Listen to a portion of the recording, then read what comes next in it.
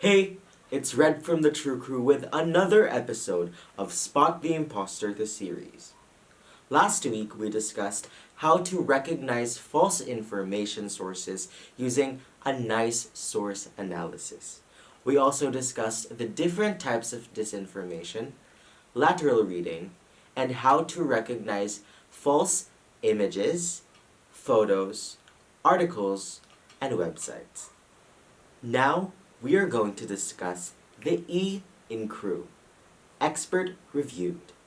But this isn't just a normal Spot the Imposter episode. Keep watching to know why.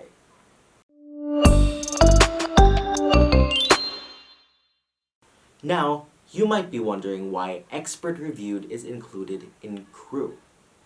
Everyone knows that we must take our news from credible news sources, right? Well, partly. Although many of us know this, we might not follow the advice. Don't worry, you're not the only one. We're living in another pandemic. Not just the infodemic discussed in the first episode, but in another one called a distrust epidemic. It means exactly what it sounds like. Distrust in the media and other social institutions. It's actually one of the biggest problems that we face in countering disinformation, along with cognitive biases discussed in the first episode. An article by VeraFiles, a non-profit media organization that deals with Philippine issues, Southeast Asians trust the news less and less, as they consume more news, mainly from online venues. The article cites the 2020 Digital News Report by the Reuters Institute for the Study of Journalism, or RISJ, from Oxford University, where results have shown that the three participating countries, namely Malaysia, the Philippines, and Singapore, have shown that 86% of online consumers get their news from online venues. This trend is also evident globally. The report reflects a shift into a more online, more mobile, and more platform-dominated media environment. This does not mean greater trust in the news and in social media, where the respondents get most of their news. The media may have a wider reach, according to the report, but the trust ratings leave something to be desired.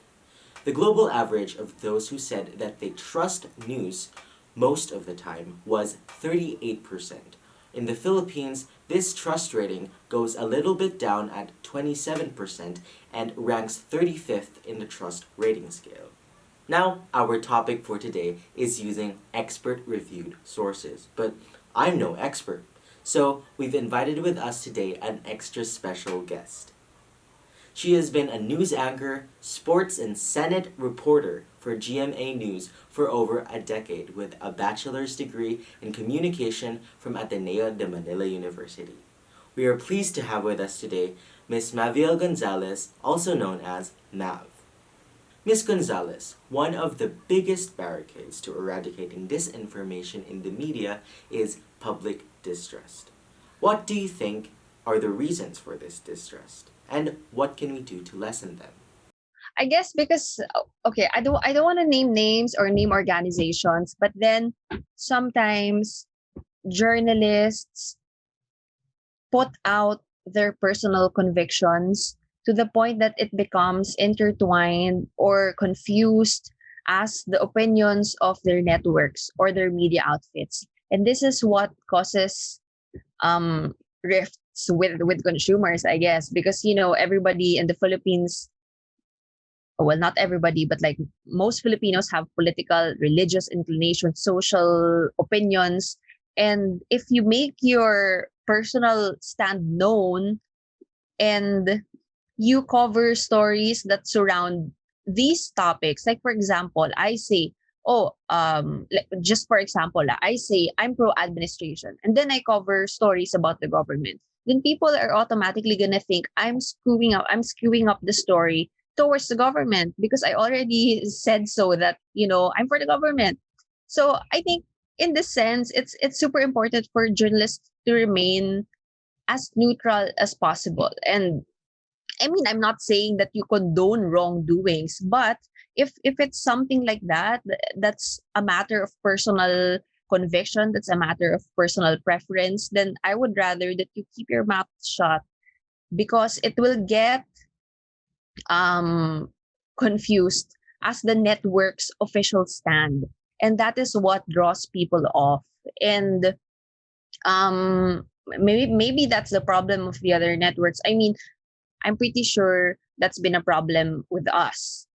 There have been a couple of reporters who have experienced that people think they're with this color or with this religion, so people from the other color or the other religion bash them online. So there are experiences like that. So it it doesn't matter if it's perceived, um or if it's real that you are for these political entities or for these social issue stands. But the thing is, you have to show an air of neutrality if you're going to be a journalist, especially if you're a legitimate journalist. Like, for example, they read you online, they see you on TV, they read you, they hear you on the radio.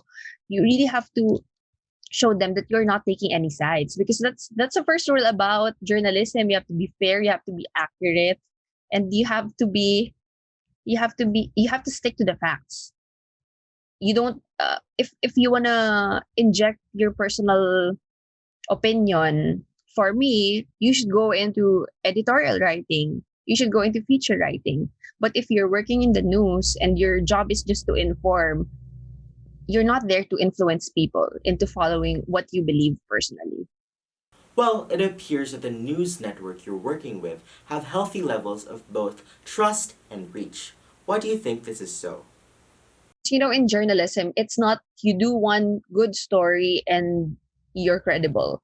Journalism takes journalism credibility and integrity takes years and years, maybe decades of good performance before you're given that accord. So I think in that sense, GMA has been around for over 70 years, and our online arm's been there for, I'm not sure if 2 decades already. I'm sure more than a decade. So can you imagine, like, when the internet opened very shortly, GMA News Online was there. So it was really one of the first websites that people could go to for the news, and even our social media accounts. I think our YouTube and Facebook are still the most followed. I think the last time I checked, and I think that's because people know that they can trust what we post, and that's something that um, is backed by years of public service and public information. And it doesn't matter if um, there's a pandemic. I think that is still something that people look for. They want to make sure that they are actually getting their information and following accounts and online news sources that they know have always been credible. I mean, not to take away from other news sources. Of course, they also work hard. They try to verify their sources. It's just that I think that people are more comfortable getting information from where they usually get their information. In GMA, we try to really separate our opinions. Like, you tell the reporters to separate their opinions. Like, for example, me, I have my personal accounts, personal social media accounts, and then I have my verified social media accounts. So whatever I post on my personal cannot be seen by regular netizens. They're seen by my family and my friends. So over there, I can say whatever I want to say. I can say any opinion I might have on a certain topic. But then when I go to my public persona, which is my verified account, then that's when I turn on the accurate and fair and neutral reporter map. Because like I said, if you're a journalist, if you're a news reporter, you're there to inform people, not form opinions for them. You're there to show them the facts and let them form their own judgment. You're not supposed to predispose them to a certain thought just because that's what you think. Oh, okay, I see. Now, in relation to your news organization, the World Health Organization, or WHO, coined the term infodemic, a combination of the words information and pandemic, to describe the current world situation characterized by an overabundance of information, some accurate and some not. That makes it hard for people to find trustworthy sources and reliable guidance when they need it. What are media companies doing, or what must they do to cure this infodemic? One of the things that's really important is that you put out your official accounts, official websites, and make it known. Like, for example, all of GMA networks, social media accounts, and websites, they have specific URLs. And our social media accounts have verified marks, the blue check mark. And I think um, if you have internet in the Philippines, you would know that these are the marks of a verified account. And those are the accounts that you have to look to if you're looking for information. But at the same time, we know that not everybody in the Philippines has access to internet. So we are also trying to widen our reach in terms of radio and TV, regional TV. Network specifically, we have our regional news. So these regional newscasts, um, they're shown in the local dialect. So it makes it easier to understand for people who might not be as well versed in Tagalog or in English for that matter. So in this sense, we are trying to make the news more accessible, the information more accessible to people. At the same time, we also have campaigns like, for example, the Think Before You Click campaign that started by Sir Howie Severino, one of the how do you call them? One of the stalwarts of GMA, one of our big bosses there. He was head of GMA News Online for a few years. And that was one of his pet projects because he really wanted to educate Filipinos how to use the internet and how to use it wisely. So we also have public campaigns like that, which educate netizens how to use, how to read, how to discern information that they see online. Oh, now that you've mentioned social media, have you ever experienced any type of fake news while using the different platforms? Well, okay. I don't even know if this is counted as fake news, but then, like for example, on my verified social media accounts, I would get comments or questions that I really think would come from troll farms. Like when I say troll farms, these are the people who are online to really misinform and disinform people. And whenever I see comments like that, I just delete them because I know that they're from troll farms. But then, like, for example, not really fake news, but then some people really do not understand what's going on certain issues, so they have questions or they comment, and then they have bad things to say about your report and about you as a person, like they throw shade at your political inclination that's so obvious on your report when in fact there is no political color in the report. So when that happens, I try to answer as much as possible, and I answer with facts. Like for example, there was something that was said against the administration that ticked off a certain netizen. So what you do is, okay, these are the statements made by the government officials. These are actual articles. These are actual reports from the past. If you want to check, this is what happened. But I'm telling you now that I'm not making this up. So I think a lot of people online also, the term mema sabi lang, mema comment lang. So as much as possible, we journalists are encouraged to reply to those that seem like legitimate accounts and have legitimate questions or apprehensions about what we post. But then for the most part, a lot of the people um, who disseminate fake news and dis and misinformation are troll farms. So we just block them. we just delete the comments and then block the users so that they can't post any more fake news on our pages.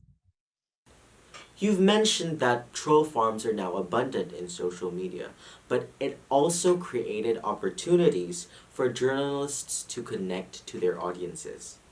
How does social media affect the engagement of your media consumers nowadays?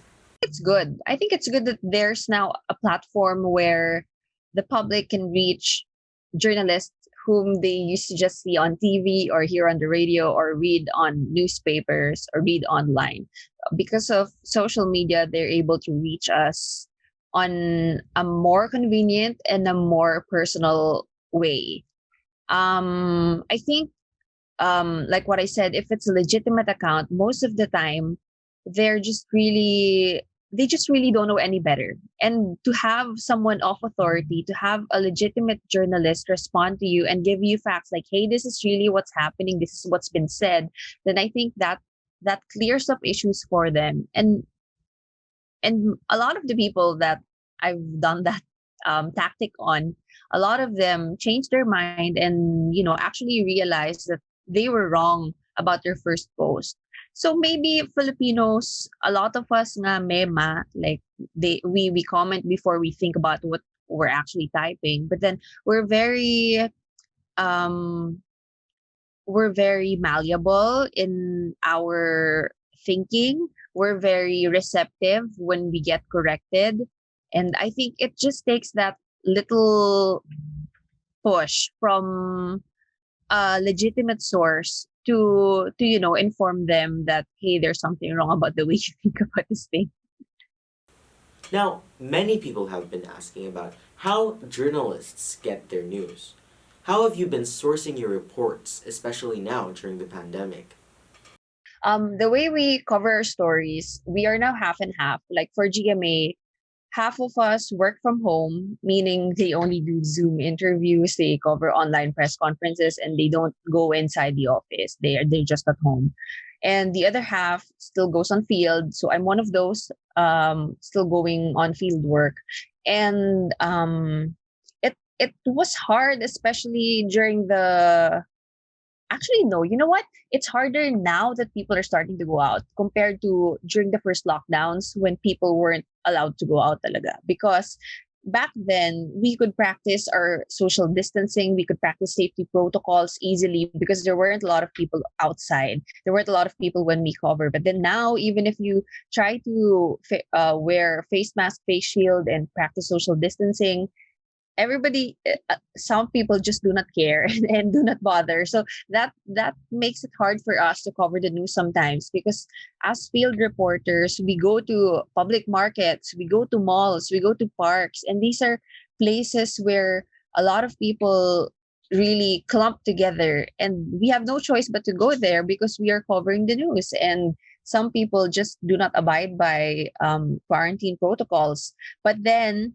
um in terms of putting out the news, I think we I wouldn't say we shifted more towards online because that's what GMA been doing ever since. Like we have always been strong on online presence, and that's mainly because our GMA News Online is super strong. As in, I was saying that Sir Howie Severino was the boss before. Years before I even entered GMA News Online was really out there. They really try to reach their uh, audience. They really try to cover as many stories as possible. And for us, on TV and radio, I think the challenge was more of um trying to cover everything because a lot of people can't go out, so they really don't know what's happening outside. So in that sense it became the media's job to try to show them this is what's happening outside your homes, and this is why you shouldn't go out, and this is why you should follow what the government is telling you. And in terms of writing our stories or editing our stories, I don't think anything changed because of the pandemic. Um, if if anything, it's the way we cover that that change during the pandemic. And maybe now that a lot more people comment online because everybody's at home, everybody has time. So there's a lot more engagement online on the social media pages of GMA. So maybe in that sense, we became even more active on social media. What are media companies and journalists' roles in fighting malinformation in the media? I think because legitimate journalists and media networks have the biggest reach. They have the platform, they have the people to put out correct information. And aside from just creating good stories and fair stories, we have to also reach out to people and say, you have to learn how to educate people how to use the internet. Because, like, for example, I have I have a grandma who uses Facebook. She's really old, but she uses Facebook. So, whatever she sees online, she thinks it's true because she's old. She doesn't know any better. So, good thing for her that she has a granddaughter who works in the news. So, I can tell her when, no, that's not true. Ganyan. But then, not everybody has that privilege. So, I think aside from just covering stories and bringing the stories to the public, it's become important also for media outfits and journalists to teach people how to discern what is true and what is not true, and discern what was twisted to look a certain way. And not just um troll farms or fake websites or fake news outfits do this. Sometimes even during press conferences we see this, like they say something na, I didn't say that. And you know what, before, the media's always been super nice, super friendly, but then recently you would see the media's also saying, this is what he said now, but last week during this certain press conference, this is what he said. Because you have to hold also people, especially government officials, accountable for what they say. They cannot just like change whatever they say and use the media as a scapegoat now, because everything is recorded, everything is online. So it's super easy to fact check what they say also. And this is also part of the information campaign that we need to do, because the government officials, they're first and foremost the people that we look up to for information. They hold all the information about how we're trying to address this pandemic. And if they're going to be wishy-washy about what they're saying, or if they're not sure, or if they're like purposely misleading us, then they have to be called out for that.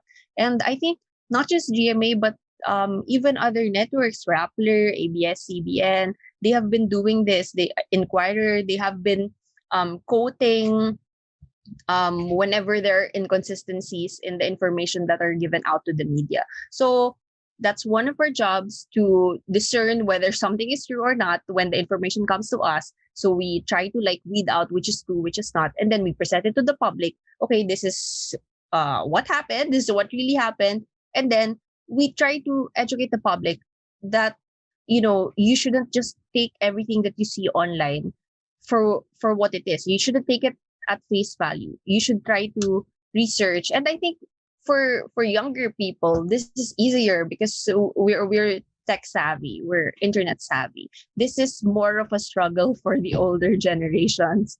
And it's a slow battle, but I think they can be taught. Like, hello, if my lola who's 70 plus years old can learn, I think anybody can learn.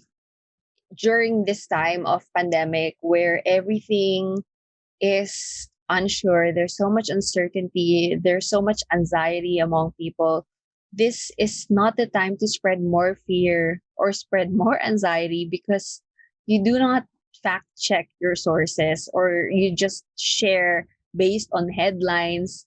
You didn't even read the entire article, or you just looked at the picture and didn't read the caption, and it looked a certain way, so you just shared it online.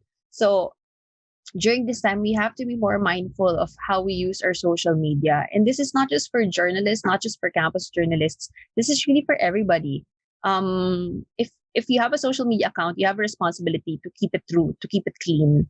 And um, I know it's super cliche, pero diba Spider-Man said with great power comes great responsibility.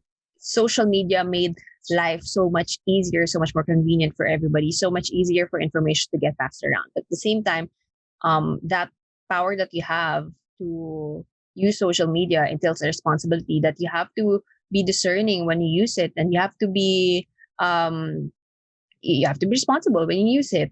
And it's super easy to tell when it's a legitimate website or a legitimate social media account. Like what I said, if it's a social media account, there would be a blue check mark. And if it's a website, you will see the URL. Like, for example, for GMA News, it's gmanetwork.com. If it's something like GMA7 Hello News, the fake websites, the fake web links. It's super easy to tell. So you just be discerning. You just don't click. Try to read before you share, and try to read before you click. And yun nga laging sinasabi ng GMA, think before you click. Um, for the younger people, I just want to say that um, it shouldn't be your goal to be viral or to trend online. It should be your goal that you keep your social media right and true. Because I think a lot of people share those things that they know have not been fact checked because it sounds so controversial. It sounds so bizarre. So they know that it will trend or it will be viral. But that's not the goal of social media, especially if you're wanting to help your countrymen during this time of pandemic. This is not the time na magpasikat. This is the time to help each other get the correct information that they need and to get it to them as easy as possible. So don't clutter the internet with wrong information, because some people do not have the means to weed out wrong information. Like what I said, yung mga nasa far-flung areas or yung matatanda na hindi naman talaga marunong. So that's the responsibility of every web user. Thank you so much, Miss Mav Gonzales, for that very insightful interview. I'm sure our viewers learned so much from you, just as much as I did. That wraps up our third episode for the Spot the Impostor the series. If you want to learn more, click the resources in the description below. And as always, if you like the video, click that like button and subscribe to our YouTube channel to follow along and spot the imposter campaign.